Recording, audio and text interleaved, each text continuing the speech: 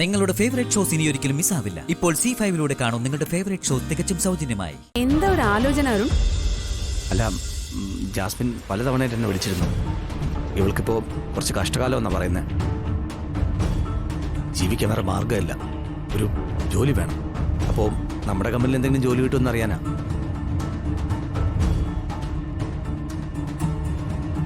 അല്ല, വിളിച്ചപ്പോഴേ ഞാൻ പറഞ്ഞു, ജോലിക്കാര്യം ഞാനല്ല തീരുമാനിക്കുന്നത്, അതിനുള്ള അധികാരം എൻ്റെ വൈഫിനാണെന്ന്.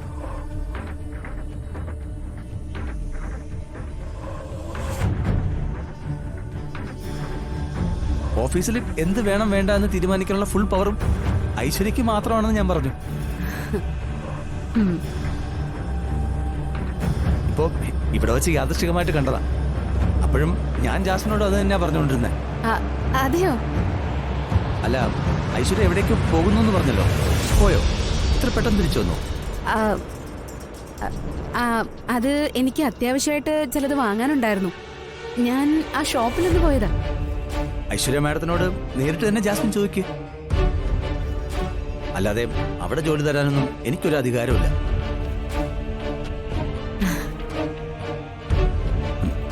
എനിക്കെന്നല്ല, എന്റെ ഏട്ടനോ അമ്മയ്ക്കോ പോലും അതിനുള്ള അവകാശമില്ല. ഫുൾ പവറും ഈ മാഡത്തിനാ. മാഡം എന്നെ സഹായിക്കണം. പിന്നെ എന്റെ വൈഫായതുകൊണ്ട് പോയിട്ട് പറയുന്നതല്ല. ഐശ്വര്യ നല്ല മനസാക്ഷിയുള്ള ആളാ.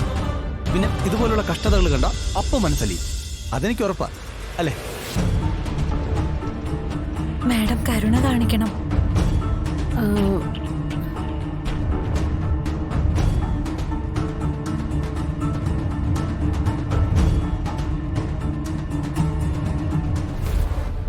ഓക്കെ, ഇത്ര താഴ്മയായിട്ട് പറഞ്ഞതല്ലേ, നമുക്ക് നോക്കാം. പക്ഷേ അടങ്ങി ഒതുങ്ങി നിന്നോണം. മാഡം പറയുന്നത് അനുസരിച്ച് കഴിഞ്ഞോളാം. അങ്ങനെ നിന്ന് നിനക്ക് കൊള്ളാം. പിന്നെ കമ്പനിയിലെ ജോലി തരണമെങ്കിൽ അതിനുള്ള ക്വാളിഫിക്കേഷൻ നിനക്കുണ്ടോന്ന് അറിയണം. അതൊക്കെ ഉണ്ട്. അരുണിനോട് ചോദിച്ചില്ല.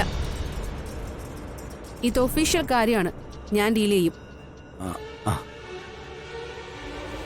അത് നിന്റെ വിദ്യാഭ്യാസ യോഗ്യത, അത് കേക്കട്ടെ. ഞാൻ BCom പാസ്സായതാ. ഓക്കെ, വിവാഹിതയാണോ?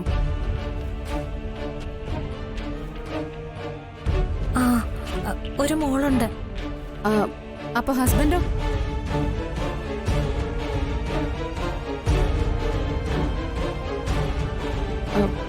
എന്താ ഹസ്ബൻഡ് എവിടെ? എന്താ ഒന്നും പറയാത്തെ?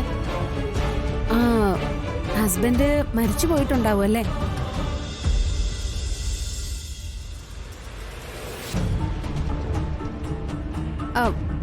ശരി, പറയാൻ പ്രയാസമാണെങ്കിൽ പറയണ്ട.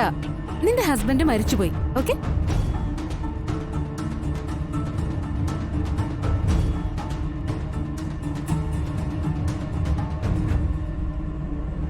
അപ്പൊ കുഞ്ഞോ?